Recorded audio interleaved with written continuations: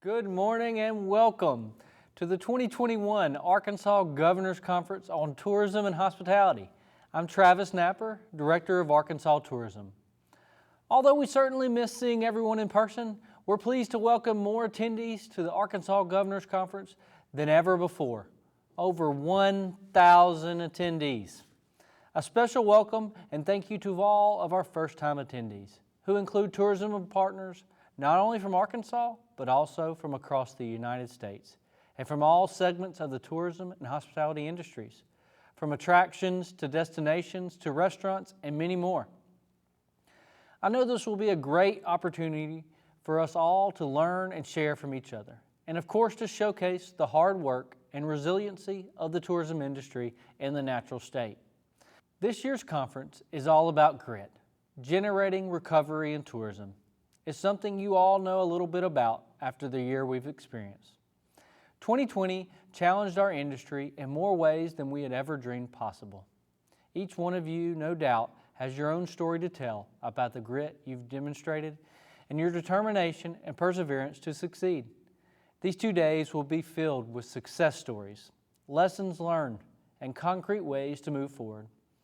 We've got a great lineup of speakers who will leave you motivated and inspired. Now let's say hello to Kayleen Griffith, President and CEO of Visit Bentonville, for some introductions. Hi, I'm Kayleen Griffith, Chair of the State Parks, Recreation, and Travel Commission. Thank you to all attendees for taking part in the 2021 Arkansas Governor's Conference on Tourism and Hospitality. Over the past year, it's been an honor to serve the state of Arkansas and the entire tourism industry. There's no doubt we've faced some challenging times. We've shown our grit, and we will continue to rebuild and recover. I can assure you that the State Parks, Recreation, and Travel Commission will continue to do everything we can to help the natural state thrive. Now it's my pleasure to introduce you to my fellow members of the commission, many of whom are joining us virtually today. Eric Jackson, Vice Chair, Austin Albers, Blair Allen, Jeff Baskin, Bob Connell, Mike Gibson, John Gill, Ron Gossage, Sash Goyle, Molly Jackson, Weston Louie, Montine McNulty, Ness Seacrest, Jim Schamberg, Mike Wilson, Randy Wolfenberger. Thank you for all being here and enjoy the conference. Thank you, Kayleen. We've added several fun new elements to this year's conference. First of all, I encourage you to take part in the social media conversation by using hashtag ARGovCon2021. And just because we're not meeting in person doesn't mean these 2 days won't be full of networking opportunities. Check out our virtual meeting spot on the conference platform, where you can find fellow attendees and connect through messages and meetings. And don't think you can get out of bidding on your favorite items at the Arkansas Tourism Development Foundation silent auction. We've got a great selection of items to choose from, including, but not limited to, gift certificates, media packages, gift baskets, and more from all over the state. Tap the icon for our silent auction to get registered. One of the new elements that I'm most excited about this year is a fun new game from Explore Gaming, who many of you will remember from last year. Explore Gaming was the 2020 winner of our Art Tank competition, which will be back at Governor's Conference next year, by the way. Many of you have been in contact with Explore over the past year, developing games for your local communities and destinations, and I can't wait to see how those turn out. In the meantime, we couldn't help but pull together a fun game for Governor's Conference, where you can test your knowledge about the natural state.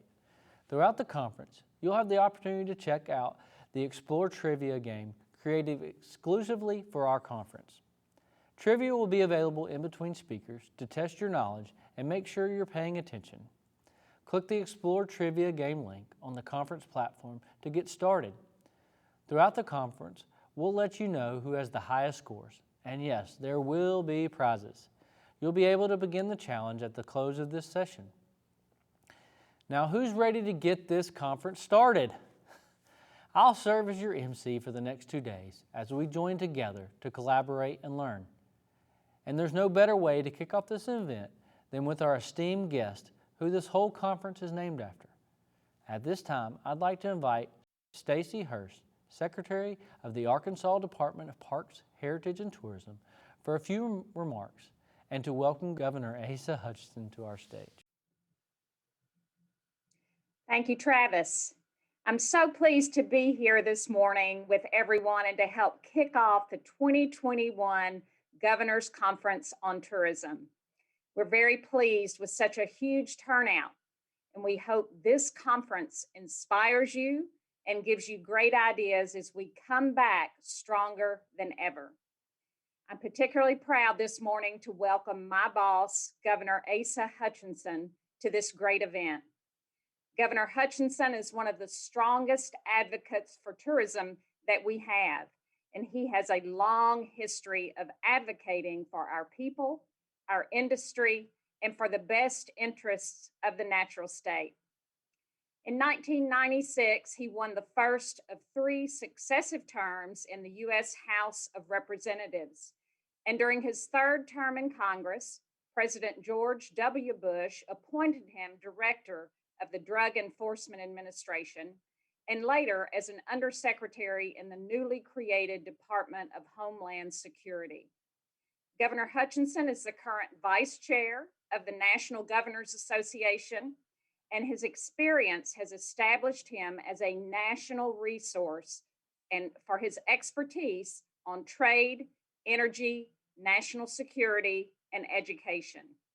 Please join me in welcoming our 46th Governor of Arkansas, Asa Hutchinson. Thank you, Secretary Hurst, for your leadership and for inviting me to participate in the 2021 Arkansas Governor's Conference on Tourism and Hospitality. With the challenges of the past year, every person involved with Arkansas tourism is a Tourism Person of the Year. The theme of this year's conference is perfect: generating recovery in tourism, or GRIT. You have shown grit over the past year, and grit is what you'll need as you nudge tourism along the path back to health. But with our natural beauty, wide open spaces, and outdoor recreation, the natural state is an easy sell. Again, thank you for your dedication and tenacity over the past year. Your work during the pandemic ensures that Arkansas tourism will return in robust health. Have a great conference. Thank you, Governor Hutchinson, for your remarks. And thank you for your leadership and guidance throughout the pandemic, not only for the tourism industry, but for the entire state of Arkansas. Your tireless efforts on behalf of our state are appreciated by all Arkansans. Now we'll get started with our first session on the state of tourism industry, both here at home and nationwide.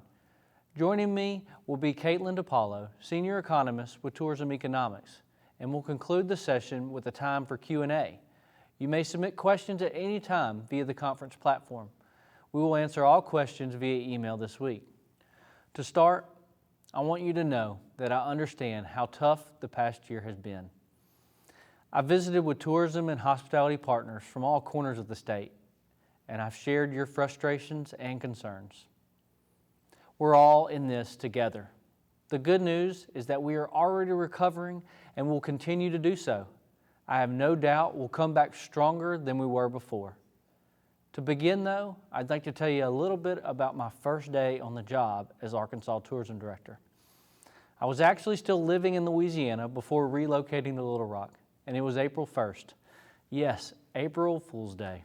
And believe me, I definitely felt like the joke was on me. The world was settling into a new way of pandemic life. Non-essential businesses were closed, and my entire staff was working remotely. But from day one, I was immediately struck by the generosity, hard work, and dedication of the Arkansas tourism industry. I knew I was where I was supposed to be, pandemic or not. I immediately began to meet virtually with the Arkansas tourism team and industry partners from across the state. And one thing was clear: despite the challenges, our industry is a family, and we are willing to put in the hard work to achieve success. We'll help each other no matter what. And we're always mindful of our larger goals to help the state succeed. We all know tourism is about more than travel. It's about quality of life, economic stability, and jobs. So despite the fact that travel industry rapidly began changing in a way no one had ever experienced, we dug in and, to use the cliche, began to make lemonade with our situation. Along with the teams at CJRW and Miles Partnership, we immediately began to take concrete steps to respond in both the short and long term. We quickly paused advertising to avoid inappropriate messaging due to the quickly changing travel and health regulations. When we re-entered the market, first in-state and then our touch states, the goal was to allocate our advertising dollars to target markets where we would have the most impact. And we pivoted to virtual and online activities via the Arkansas at-home portal on arkansas.com. And that included Zoom backgrounds, virtual tours, puzzles, and much more. And in fact, we even won a national award and outstanding achievement in web development by the Web Marketing Association. We also launched a PR effort called Arkansas Ready for Travel to highlight innovative and unique ways that partners have kept visitors safe. And this project will continue throughout 2021 and beyond as needed. The good news was that all of these efforts worked. And although we recognize that many parts of the state were impacted negatively by COVID, many spots across the state experienced record high visitation numbers in 2020. And we experienced both the satisfaction and the challenges that came with that success. It turns out Arkansas was well positioned for the pandemic.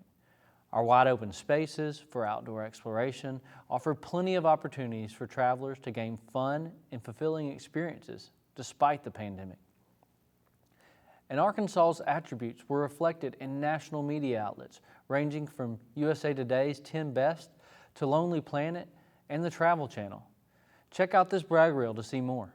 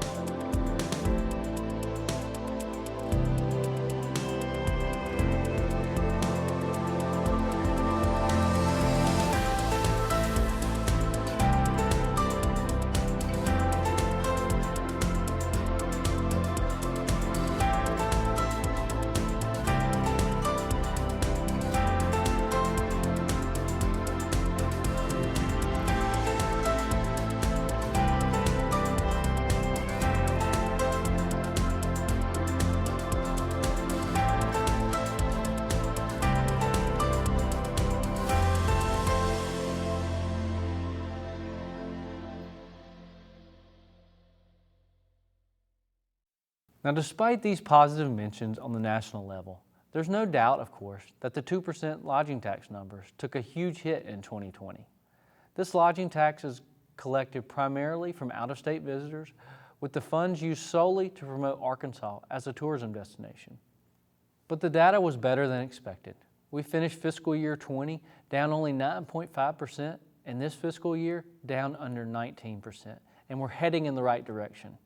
And according to the latest tourism economics data, only 6 states fared better than Arkansas in decline of annual travel spending, 2020 over 2019. That's a top 10 list we're definitely want to be on. Plus, data shows that in 2020, Arkansas was able to capture more than 2/3 of its 2019 visitation, and that's according to SMARI Insights.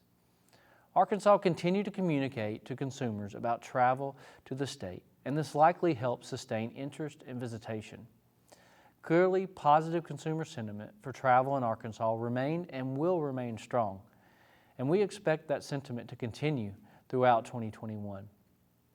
According to the latest Longwoods International COVID-19 and Travel Sentiment Study, 81% of American travelers report that they plan to travel within the next 6 months, which is up from 65% in mid-January and is the highest level measured since last March when this all began.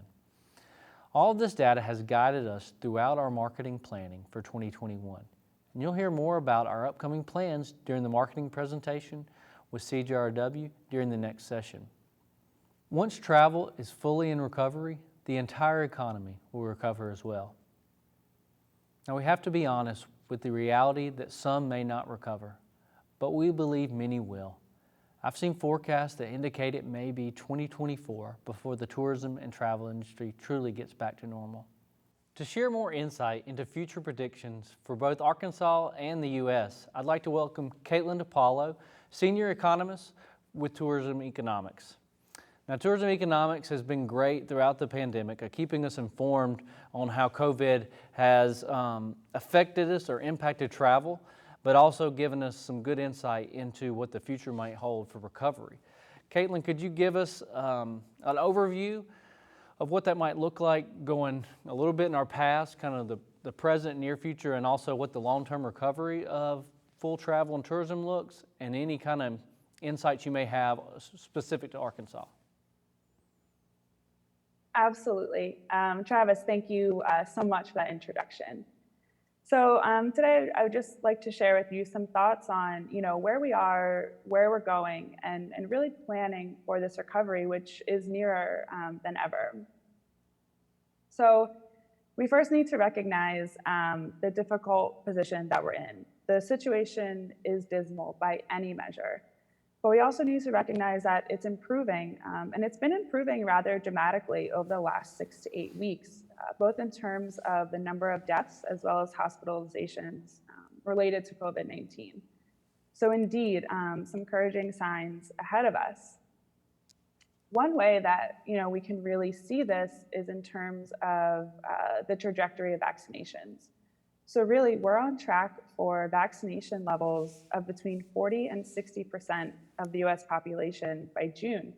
And this really sets the stage for an entirely different summer than what we experienced last summer in 2020. So here are, this is some Longwoods International. This is survey data. It's taken every other week. Right now, travel confidence remains pretty low. It's still less than 50% of the traveling public that say they feel safe traveling outside of their community. So I'd like to give some perspective on why we think, even though travel confidence is quite low at the moment, we are setting the stage for a significant recovery in travel demand.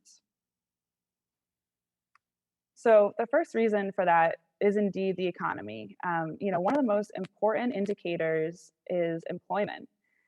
We fully expect the labor market to strengthen in the spring and summer. And why is that? So many of the jobs that have been lost in the leisure and hospitality industry, and we expect those numbers to pick up in the summer months. So what we're seeing is a labor market recovery that looks very different than, say, what we saw in the aftermath of the great financial crisis. So that's that blue line that you're seeing. The red line is the Oxford Economics forecast for employment growth, and we expect to be fully back to levels we were by the summer of 2020. So quite a fast pickup, considering the number of jobs that were lost last spring. So the next reason is interest rates. So the Federal Reserve has interest rates near zero right now, which has a number of positive effects on the US economy. One of them, of course, is reducing the cost of debt for households, freeing up income for spending. And this also reduces the cost of debt for companies, freeing up money for investment. And of course, it's been a boon for the housing market. Mortgage rates are at near record lows, and that's why home sales and the construction of new homes have been taking off and continue to do so at a fast clip. So next we have fiscal stimulus. the federal government has already spent $4 trillion, and you may have seen that another $1.9 trillion was just approved by Congress. This will put us over $5 trillion that has been spent to combat the downturn. So as a historic comparison, let's look back a decade and what was invested in terms of stimulus in the wake of the great financial crisis. Those are the blue steps that you're seeing, and it tops out at about $2 trillion. So here we are, more than double what was spent. And this is a massive catalyst of economic recovery at every level. And household savings, this is another reason why we're bullish on the travel recovery, particularly in the leisure market. Households that have higher incomes have been relatively unaffected by the downturn. And one way we can see this is by looking at how much households have saved over the last year. So $1.6 trillion and counting has been saved by higher income households. And it's money that's lying in wait as the travel economy opens up and these households begin to travel again. So when will we recover? So let's start, let me just lay out our baseline assumptions. The first, there's no getting around that the first quarter is going to be difficult. We expect that to be the state of play through the rest of the month. But if you can look forward, beyond this month and into the second quarter and beyond that, that's when we expect the vaccination programs to make a truly meaningful impact. And it sets the stage for a leisure recovery that we believe there's significant pent-up demand for. And it's, this combination of the vaccines and the warmer weather, all of these combined really minimize the effect of COVID on travel. And, we'll continue living with COVID-19, but it won't have the same devastating impact on the industry that we had last summer. So that moves us, looking forward to the fourth quarter, fall and winter. The context for business and group travel really begins to normalize. It's going to be slower to recover, and I'll share some of our forecasts, but that's when we begin to see traction in those markets, even if group and corporate continue to be about 20 to 30% below prior peaks. So kind of looking ahead for about the next 6 months, households are traveling a little bit differently. About 30% say they're reducing the number of trips that they're taking. 25% say they're traveling within the US instead of internationally. And about 15% are choosing rural over city destinations. But I think the good news, only about 15% of people are continuing to cancel trips. So I have our annual forecast here, and we do this with U.S. Travel Association. So I'm focusing here on domestic visitors and the disparity between what's happening in both business and leisure. So leisure travel, we expect to get back to 2019 levels by about 2022. Even this year, we expect it to get pretty close, back to about 90% of peak levels. Business is a different story. It takes until about 2024 to get back to those previous 2019 levels. And I only have the annual forecast here, but I really want to encourage you to think of this year in terms of two halves. We expect the second half of this year to look much better than the first half. And we have a historic precedent for these types of recoveries. In the aftermath of SARS, both Hong Kong and Singapore both fully recovered to their levels of international travel within 14 to 17 months of the crisis essentially being resolved. And a recent survey from the International Air Travel Association bears that out even now. 80% of respondents say that they will go back to travel as usual within 6 months of resolution. So it just speaks to the incredible resilience of the traveler, even during the aftermath of such a difficult and dark time. And in fact, we're starting to see this already. Again, this is data from Longwoods International. And you can see that 80% of households say they have plans to travel within the next 6 months. People are planning. They may not be comfortable just yet, but they're making plans and they're getting ready. So a few final thoughts. How do we advocate for our industry? And I think, Many of us are more involved in advocacy than ever before. Our industry has never seen such a devastating crisis. So here are some metrics that I think are really helpful. The first is employment within the state of Arkansas. The leisure and hospitality industry has been a leader of Arkansas employment. Overall employment in Arkansas has grown 21% over the last decade, whereas state employment has grown just 10%. So the leisure and hospitality industry, where the travel industry really resides, has been a driver of job growth over the past decade. Surely, for Arkansas to continue growing, we must restore this industry. So, other than mining and logging, no other industry has been hit as hard as travel. So, this data is as of February, and leisure and hospitality has lost 12% of jobs relative to a year ago. About 40% of all jobs lost in Arkansas have been in the leisure and hospitality industry. So again, it's leading us to this very clear conclusion that a recovery in travel is necessary for a recovery in Arkansas. And whatever the advocacy is, destination marketing funding for safe reopening plans or supporting small businesses, whatever the avenue is, it's vital that policymakers support the travel industry and its much needed recovery.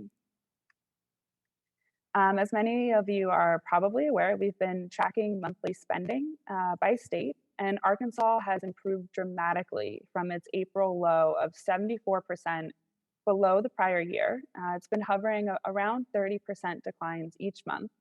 But in comparison to other states within the country, Arkansas has consistently been one of the top 10 markets, likely due to travelers preferring more rural outdoor destinations for their trips right now. So, with that, I will leave you with this Adam Sachs LinkedIn quote. The recovery of the travel industry is inevitable. The resilience of the traveler has been tested and proved time and again, and our industry is poised to both survive and thrive. Thank you. Thank you, Caitlin, for those insights. That was great. In closing, I encourage the Arkansas tourism industry to hold on, hang tight, and keep your grit. And that's exactly what we'll continue to do at Arkansas Tourism. We've been working nonstop for you throughout it all, no matter the situation, no matter the work setting, and no matter the challenges we've faced. And we're ready to return to a new sense of normalcy. How will we get there? The same way we've persevered and conquered challenges in the past, with grit.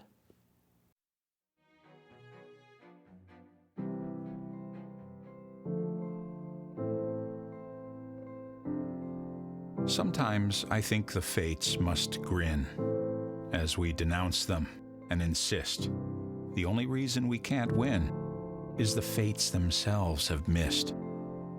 Yet there lives on the ancient claim: we win or lose within ourselves.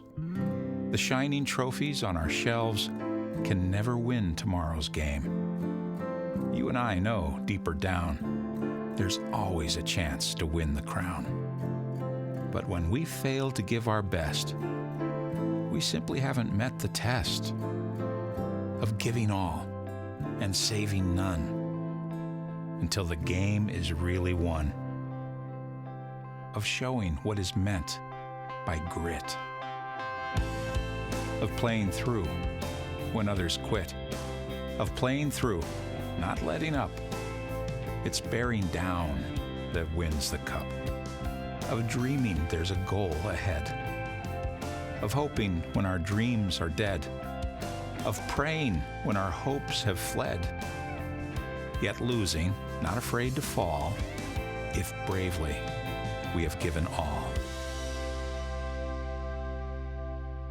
Giving all, it seems to me, is not so far from victory.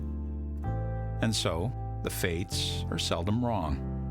No matter how they twist and wind, it's you and I who make our fates. We open up or close the gates on the road ahead or the road behind.